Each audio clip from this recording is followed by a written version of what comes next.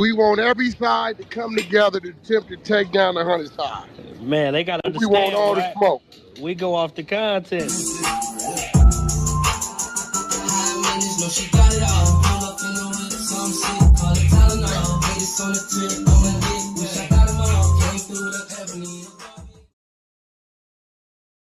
Three, two, one. Hey there, welcome back to the channel where we keep it real.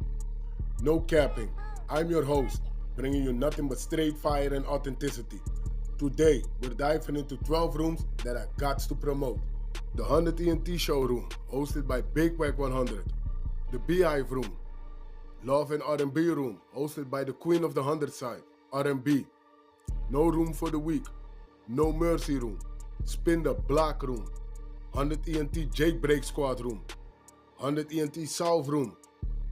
Petty Betty and Toxic Tanya room. Dangerous Minds room, hosted by Beast. Good Burger, hosted by Pitbull. Sleepless in LA, and many more.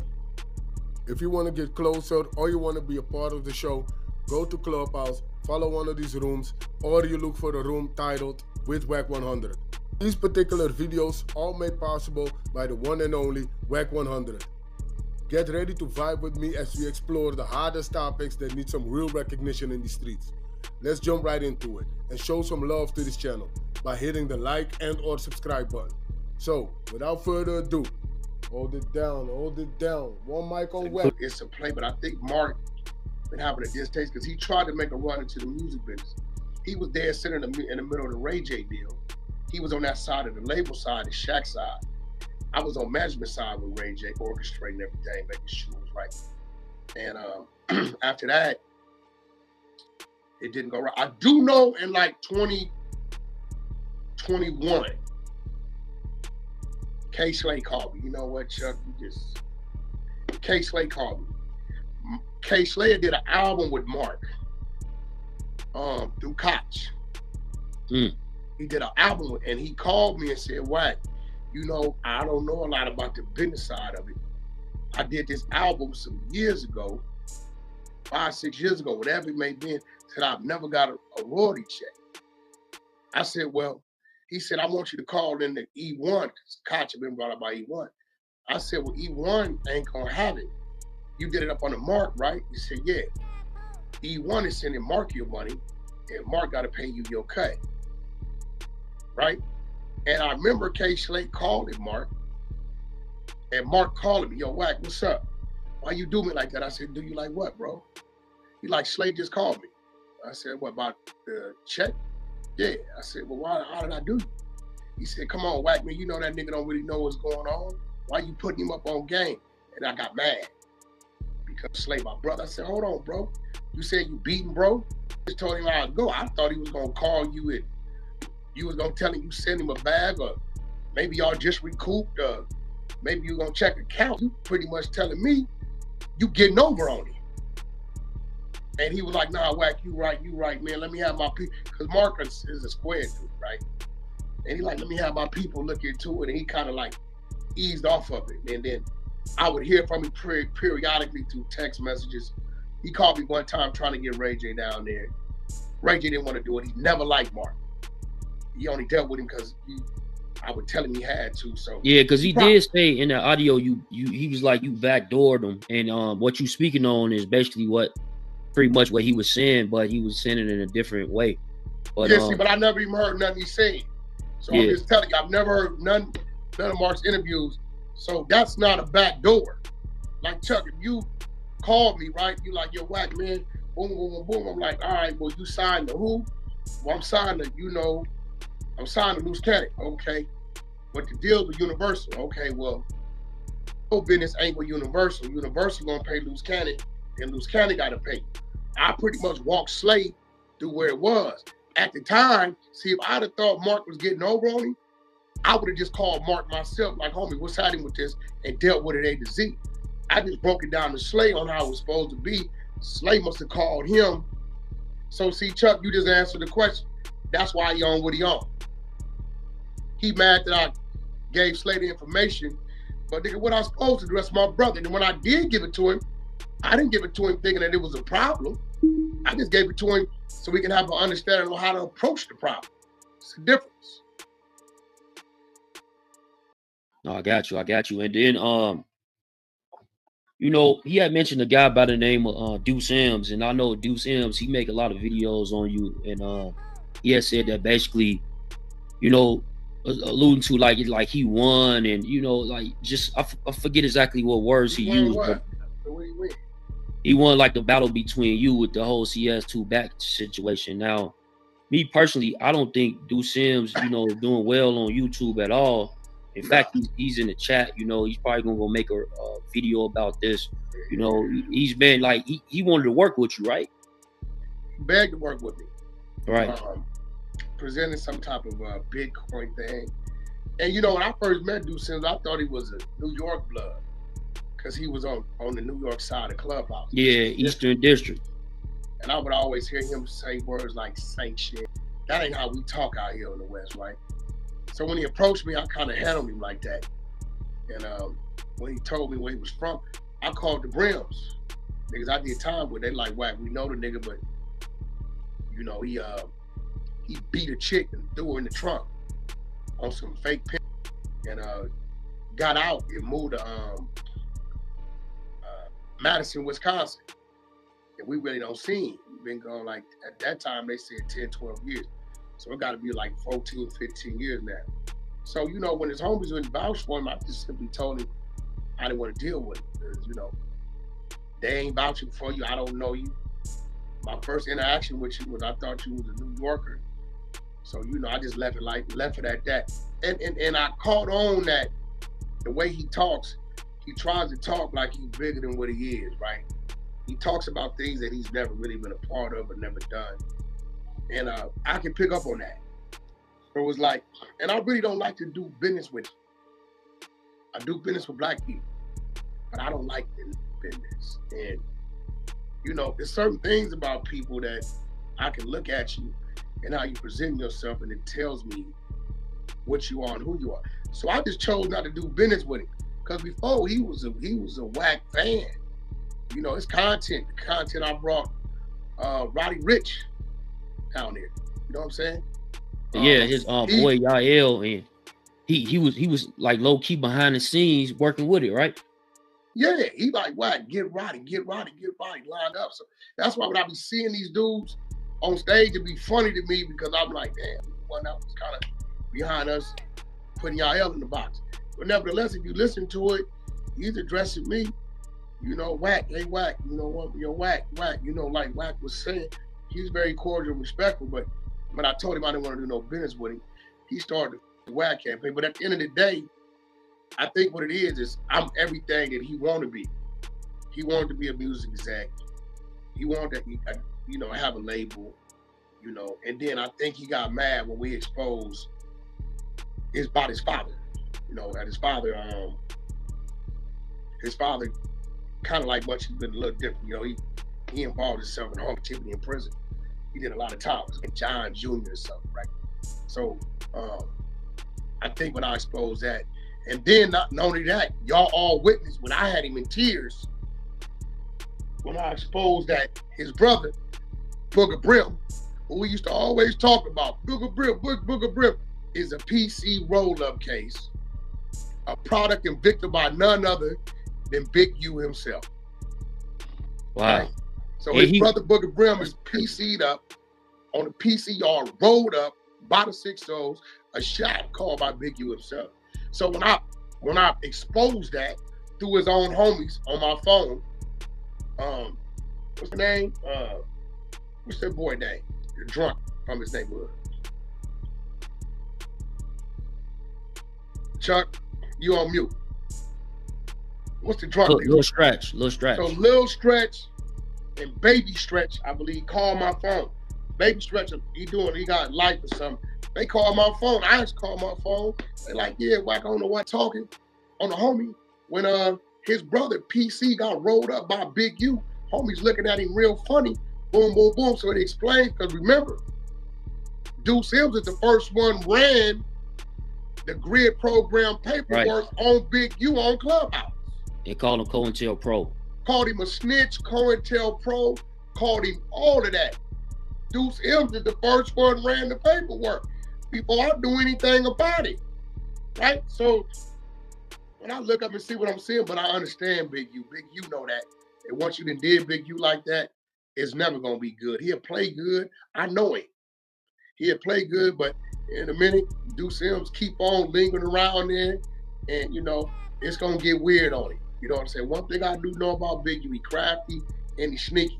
He'll never forget what he heard, because we personally sent it to him, to one of his mans. His man said he heard it and really didn't know the extent the dude went in on him. So, you know, he a brim. Big U can't stand them dudes over there. You know what I mean? At the end of the day, what made you think that, like, because he did change, he said that, oh yeah, you know, he talked to Big U and Big U explained it a different way, what was going on with the grid and the paperwork.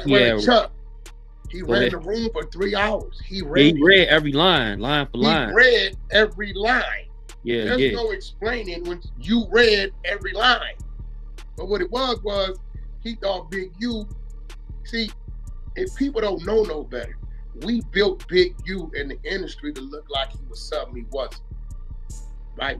We utilized him what we needed him for, and we put him in a space to where it looked like he was doing something.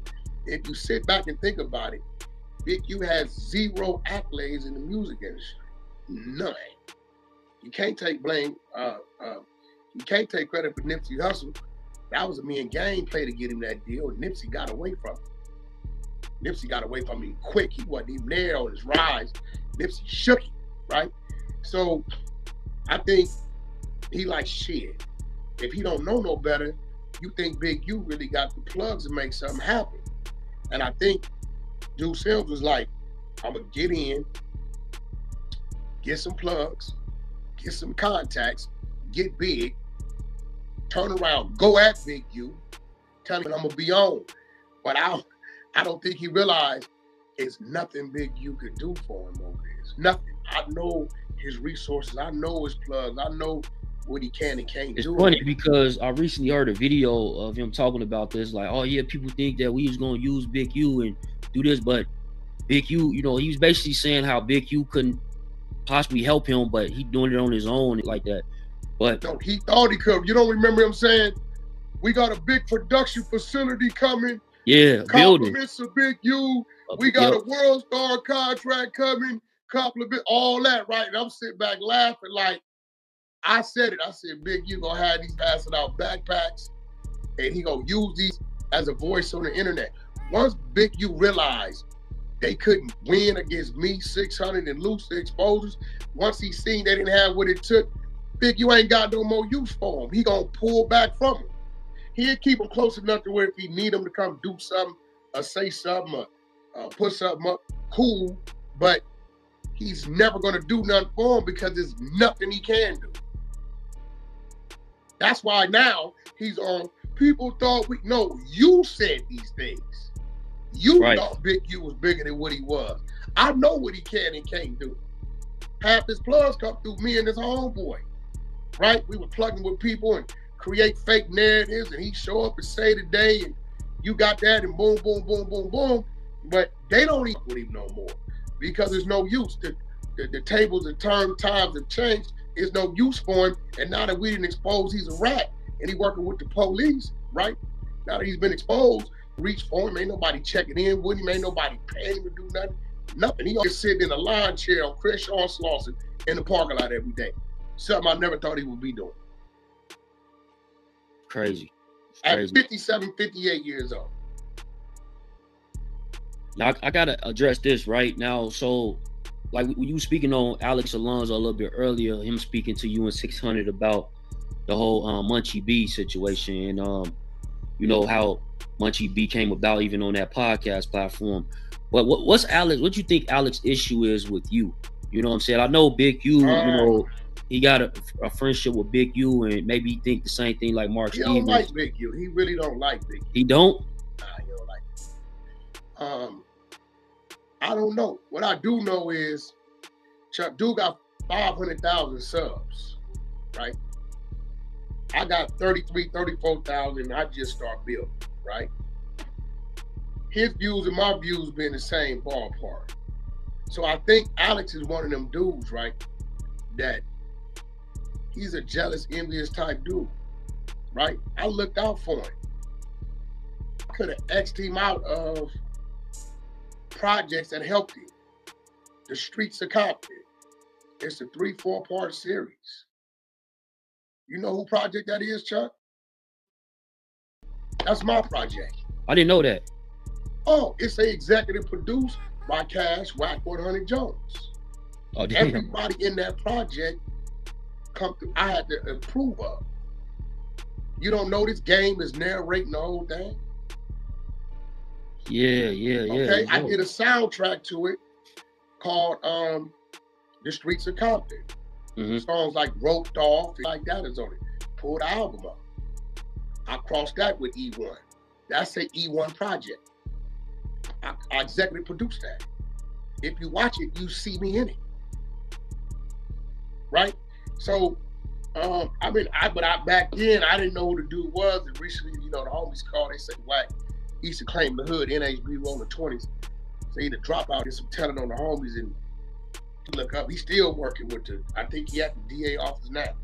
So, you know, I don't know. I can't really tell you. I called him to have a conversation, but he's scared to have a conversation with me. I don't know what his problem is. I don't know. Listen, he changed his life around, bro. You know what I'm saying? Like, my salute to you. You know what I mean? He got an office over there on Wilshire. The sweet 400 joint over there. But I can't tell you. I do know when I started to get a little agitated, he get to calling my homies and telling them he don't want no problems. I know that. You know, that's the crazy part. You know, I can call my homeboy right now, watch this. Out of nowhere, but he don't tell people this. You know, he's a very scary dude. I know he'd call the police, so watch that. This just last week. All these be frauds. Yo. Lil John. What's the deal? I'm talking to the homie on this program. What Alex Alonso called you about a week ago and tell you?